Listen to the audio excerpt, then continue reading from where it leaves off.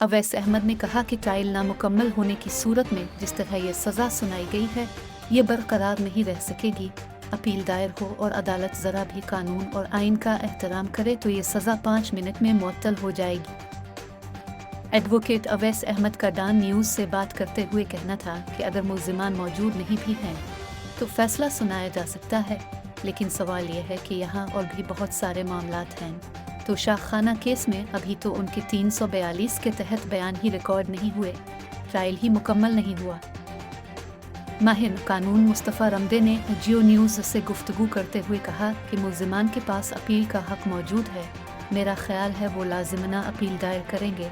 इसके लिए उनके पास पहला forum high court Islamabad high court में अपील दायर करते हैं तो इस बात के रोशन इम्कान मौजूद हैं कि इस फैसले को रिवर्स कर दिया जाएगा और मामला राइट ऑफ क्रॉस एग्जामिनेशन पर चला जाएगा। लेकिन अगर इस पर कोई सियासी बयाना खड़ा करने की कोशिश की गई तो इस फैसले को मुअत्तल करवाना बहुत मुश्किल हो जाएगा।